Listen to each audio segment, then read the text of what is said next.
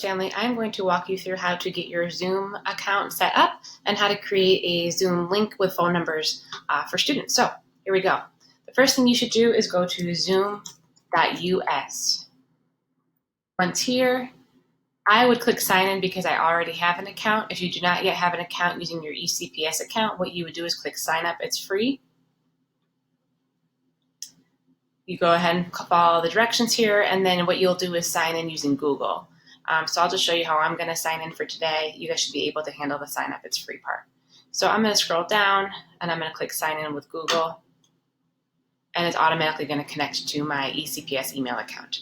Now, if I'm going to create a meeting for my students, and this is going to be similar to how we did with Google Meet, we will have one link and a set of phone numbers for all of our office hours, banner, and classes. We'll keep it simple by keeping it the same per teacher.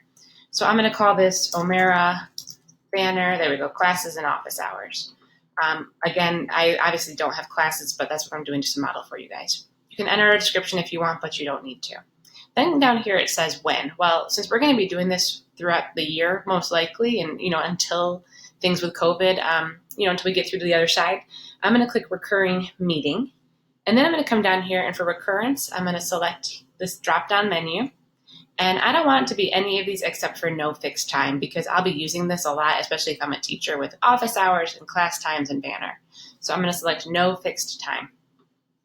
Then down here it says meeting ID. You could use your personal meeting ID. It really doesn't matter either way, or you could generate automatically.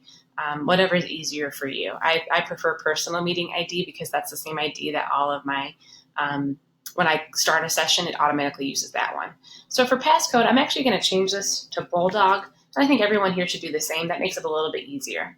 And then you guys have a choice here for waiting room. I'm really not sure if we should do this or not yet, but I'd be curious to hear what you all think.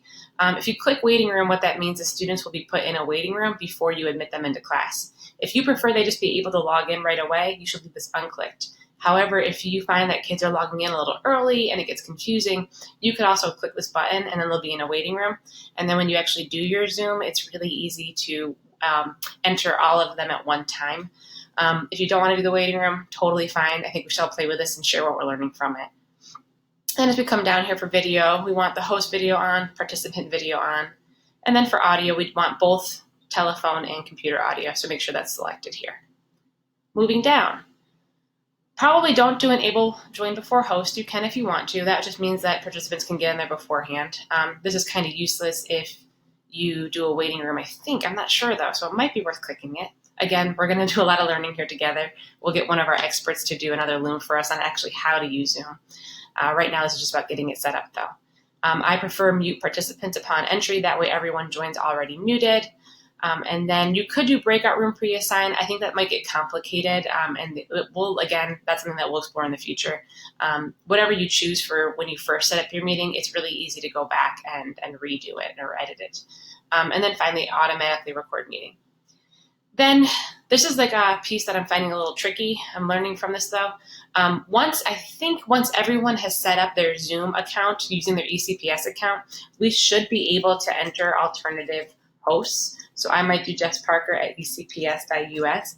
It hasn't been working for me, though, so let me show you why that doesn't work. It says it's not associated, but I know she set one up, so I think there's something there that we need to learn from. But my hope is down the line we'll go back and we can add our moderators, so our moderators also can create breakout rooms and can also support us with the use of the Zoom platform during meetings. So then I'm going to click Save. Again, if anyone knows how to do this, please holler at me because I could use your help with that. I'm going to click Save.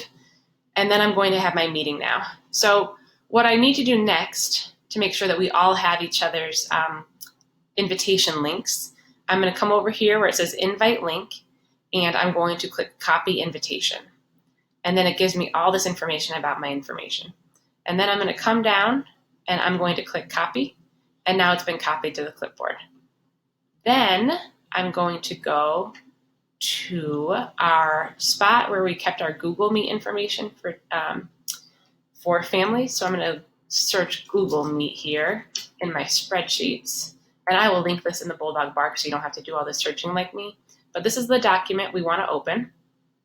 And then you'll see I've added a tab that has all of our names across the top and a lot of blanks where we can enter our Zoom information. So if you look at down here at the bottom, this actually says new Zoom link information.